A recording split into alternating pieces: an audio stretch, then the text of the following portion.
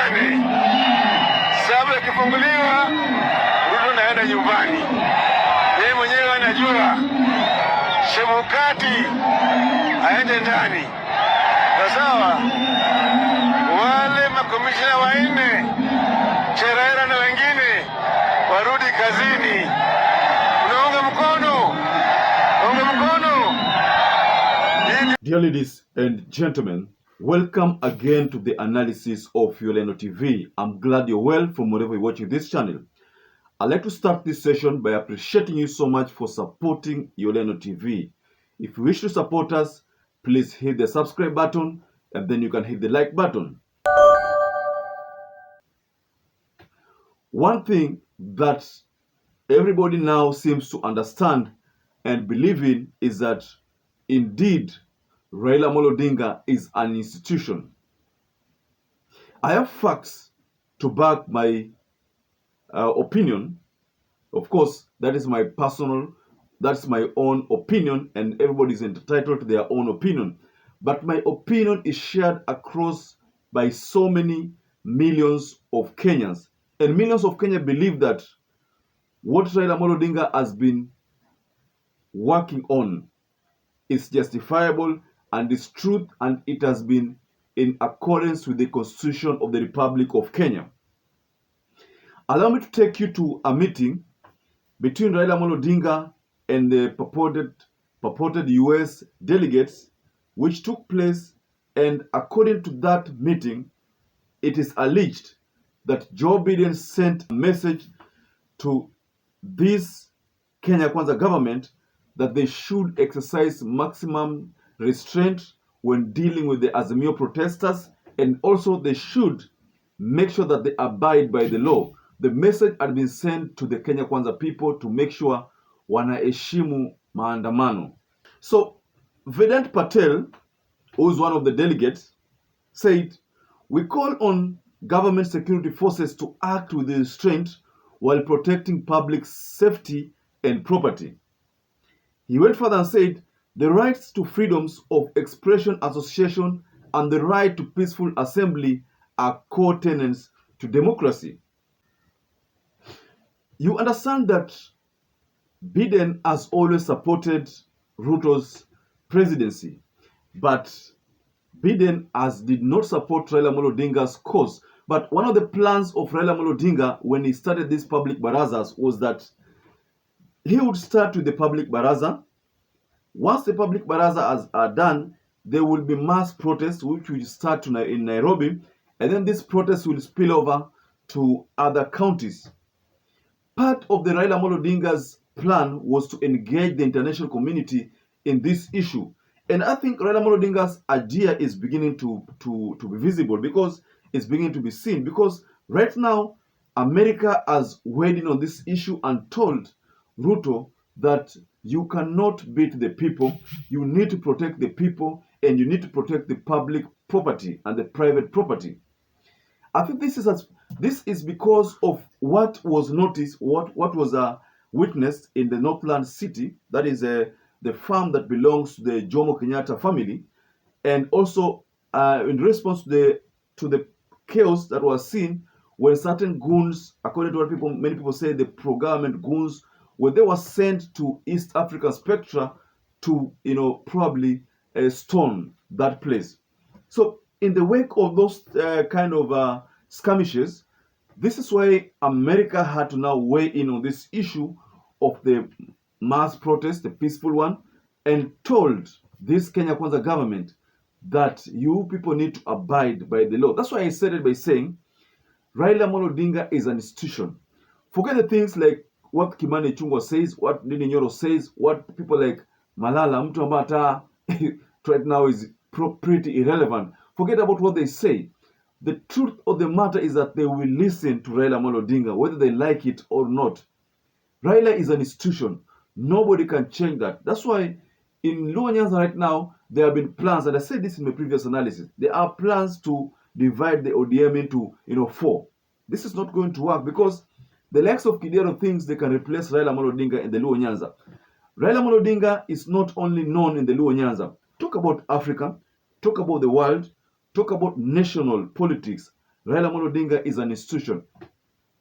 People like Kidero has only been a governor. In fact, the governorship that Kidero received in Nairobi was courtesy of Raila Odinga's support. So Raila Odinga alimsaidia Kidero kupata hiyo cheo.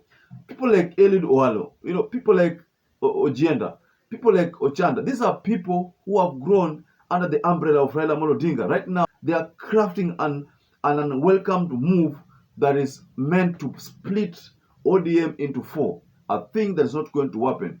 In the year 1992 there, Ford, I think early before 1990, Ford split into Ford Kenya, Ford Asili, and I don't know, Ford people. The idea was to split Ford into smaller parties, tribal parties, so that there would be Ford Kenya in the western, and then Ford people in the Kisii, and then the other Ford would remain for Nyanzas. The idea was to split it so that each and every tribal community retains their own party.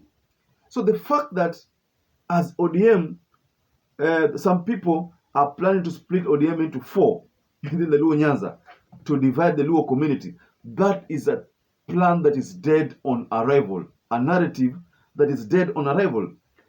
Miguna tried to fight Raila Odinga in the Luo Nyanza. Right now, what does it do? If you look at the postings of Miguna, unapata kwamba Miguna right now looks like he's supporting Raila because he has realized that no, this man is an institution. There is no way I can win over him. So that is the reason why you find that these days most of the postings that Miguna anaweka hapa kwa Twitter ni ya kuingilia Kenya Kwanza government. The government that he said the reasons why he came back to Kenya. Because you remember back then they said that William Ruto hakumtaka lakini akakuja courtesy of alisema kwamba Uhuru hakumtaka lakini akakuja courtesy of William Ruto. But now we find that he is attacking William Ruto. So that's what I'm saying. Biden had to talk. Biden had to send a delegation here in Kenya. Biden had to listen to Raila Odinga's call. Biden had to do all this, despite the fact that Gachagua, Kimani Ichung'wah, Ndindi Nyoro, and all those other leaders, they keep insisting that hakuna maongelezi. Right now, probably, if I look at the body language of Gachagua, especially there's a video I saw there, that video, if you look at the video very well, you find that Gachagua amekasirika sana. Na nini imemkasirisha? That was the question that I asked myself. Nini inamkasirisha Gachagua? First of all, let me share this video so that you can check the body language of Gachagua. You can check how he was responding, and you can tell that from the body language and from the responses, it could be evident that William Ruto is feeling the pressure, and probably he might have told Gachagua that time has come where he just have to talk to Raila Odinga. The rule of law. We have a constitution. We cannot violate the constitution by engaging a leader, engaging in criminal acts into a discussion. Kama anataka mazungumzo ni mambo mawili. Akuje pale kwa rais. Yes. Atafute appointment kwa control of state house. Na atakuta mimi nimeketi hapo na notebook. Mambo ya kujadiliana na Raila Odinga is one agenda only. To discuss his exit from Kenyan politics and permanent retirement from this country. Hiyo tutazungumza na yeye. Ya pili tunamwalika yeye na ndugu yake Uhuru Kenyatta for another discussion.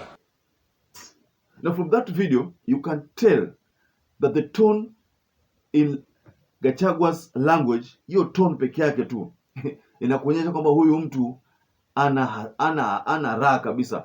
Probably all these are because Gachagua has felt this pressure, and this pressure has always also been felt on the international community. That's why Biden decided to send a representative and this delegation, host of ambassadors, to talk to Raila Odinga regarding this issue of mass protests. And the outcome of that meeting is that William Ruto should respect the demonstrations, Japhet Koome should respect the demonstrations, and I think probably things are falling apart. Things are not going according to William Ruto. And if anything is to go by, then I think William Ruto amechemsha hapa.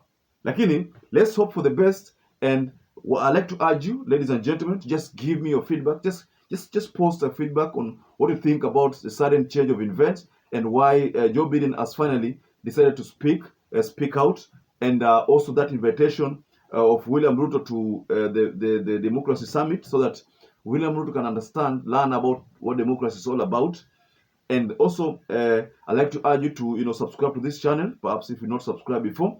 And once again, stay safe, stay blessed until we catch up again in our next analysis.